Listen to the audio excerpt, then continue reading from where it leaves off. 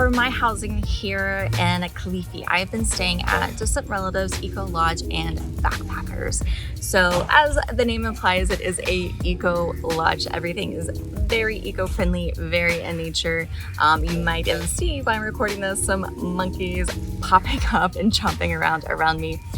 They're currently in a migration season, so there aren't monkeys here all the time, but there are currently lots of them, and they're actually kind of active right now. It's just been really fun to be in this space and learn how to live and be with nature on a regular basis. So because it is an eco lodge, we do have compostable toilets, and there is running water, but it's cold showers only. The showers are actually outdoors in a courtyard, and then we do have mosquito nets over our beds to help protect against mosquitoes. So this is my home in Kilifi. I am in the Tangawizi room, which means ginger in Swahili. We are staying in Bandas, which are their larger rooms. As you can see, I have a full bed and then bunk beds, which I don't actually use. But then the other really cool part of our rooms was our outside courtyard. So it is very open. As you can see here, I'll take you over to the shower. The shower is outside. It's made kind of to look like a tree. So everything is just very natural. Again, it's an eco lodge, and so we are trying to conserve water, conserve resources and things like that. But yes, I absolutely love my beautiful courtyard.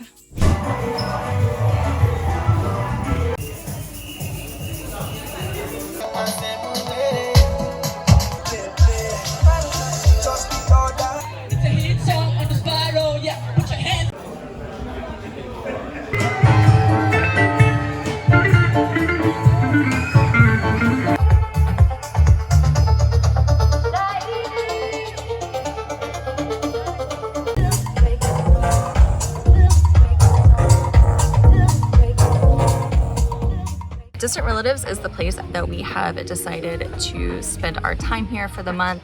They have a co-working space, they have a pool. You can actually go down the private path to a beach access just right here. So everything is kind of right at our fingertips. The town is only a short boda ride away, and the staff here has just been absolutely just so helpful and welcoming, and there is a cafe on site, which is where we do end up eating a lot of our meals. There is also a shared kitchen, so you could cook your own food.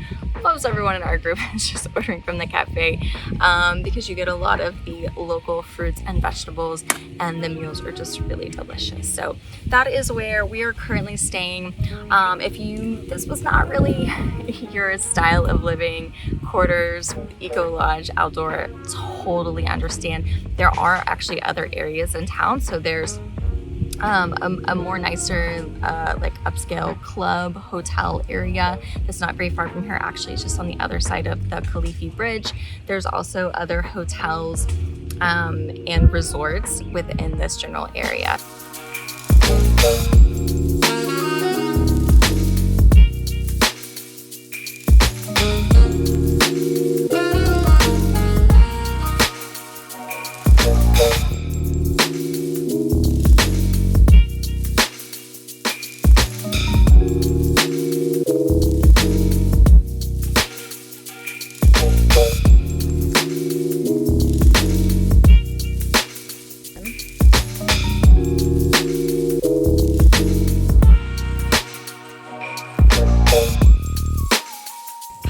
To Africa, there are two diseases that you do have to be aware of.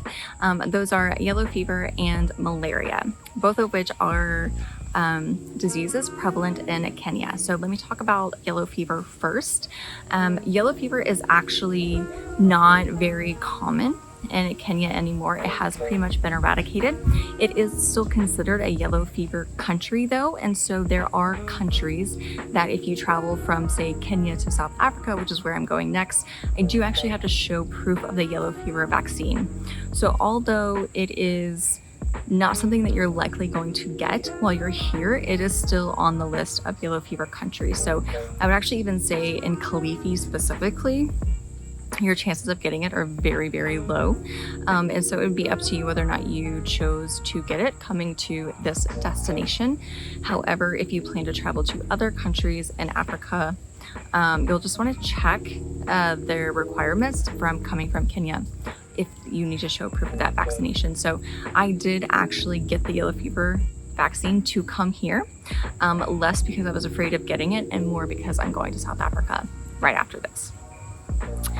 Now, malaria. Malaria is a bit more common here in Kenya, although again, the region that we're in right on the eastern coast is less susceptible to getting it than other areas of Kenya. So you always have to look at the map and see actually like for the region of the country you're in. I did get malaria pills before I traveled here, and I was taking them for the first week and a half, but they were making me feel kind of sick, and so I stopped taking them.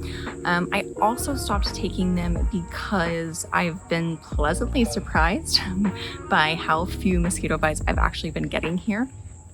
There are mosquitoes around, and I am a notorious mosquito magnet, like for real.